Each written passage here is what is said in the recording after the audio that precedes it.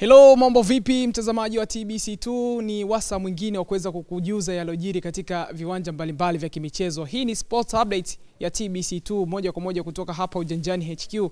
Jina langu ni Ishaka Nyamihasi, karibu ni kupitishe katika habari kemkem za kimichezo hapa nyumbani Tanzania lakini pia na nje ya mipaka Tanzania. Moja kwa moja tukianzia katika habari za hapa nyumbani Tanzania ni kwamba michuano ya ligi ya mabingwa barani Afrika kwa upande wa wanawake inaendelea kule nchini Misri, na siku ya jana ilikuwa ni mechi nyingine usiku wa jana kati ya timu ya JKT Queens kutoka Tanzania ambao walikuwa wanakipiga dhidi ya ASEC Mimosas. Kwa mara nyingine JKT Queens wanakota alama moja mbele ya ASEC Mimosas baada ya kupata alama moja katika mchezo wa kwanza dhidi ya Gaborone FC. Siku ya jana wameweza kupata sare ya bao moja kwa moja, na kwa mara nyingine tena Najat Idris anaibuka kuwa nyota wa mchezo baada ya kuisaidia timu ya JKT Queens kuweza kupata alama moja. Sasa kuelekea katika mchezo wa mwisho wa hatua ya makundi, JKT Queens atakwenda kucheza dhidi ya TP Engloba Mazembe, na mchezo huo utakuwa ndio umebeba hatima ya JKT Queens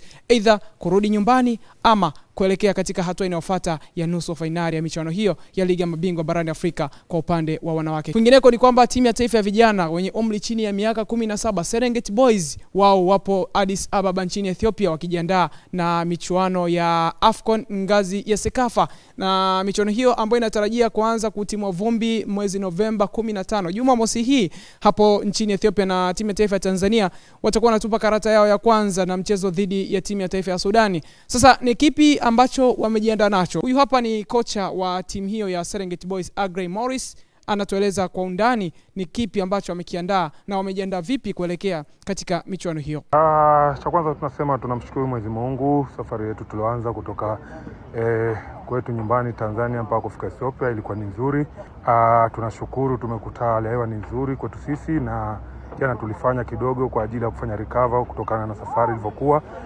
Na leo tumeendelea tena na section, tumefanya hapa mazoezi. Hali ya vijana iko vizuri, kila mmoja yuko katika hali nzuri kiafya na kimwili, yani kila mmoja yuko tayari kuanzia wachezaji mpaka sisi.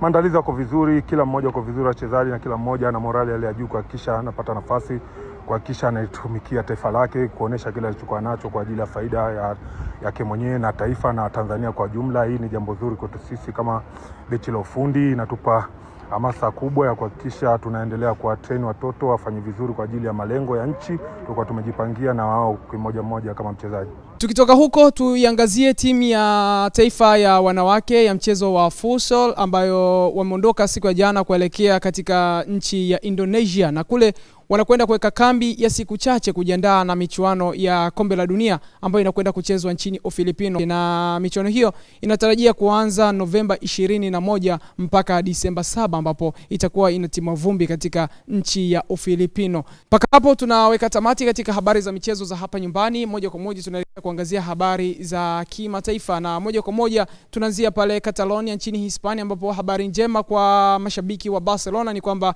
nyota Rafinha ameweza kupona majeraha yake na tayari amerejea katika mazoezi na timu ya Barcelona, na matarajio ni kurejea baada ya michezo ya kimataifa ya timu za taifa ambapo hajaitwa katika timu ya taifa ya Brazil kutokana na majeraha yaliokuwa yanamsumbua kwa muda mrefu. Na mchezo unaofuata wa ligi kuu ya La Liga ni kati ya Barcelona dhidi ya Atletico Bilbao. Miongoni mwa wachezaji watakuwa katika kikosi cha Barcelona kuwakabili Atletico de Bilbao. Kwingineko ni kwamba mchezaji Giuliano Simeone wa timu ya Atletico Madrid anatarajia kusaini kandarasi mpya na waajiri wake hao wa nchini Hispania, na kandarasi hiyo inatarajia kuwa ya muda mrefu ambayo itamweka kikosini mpaka mwaka 2030.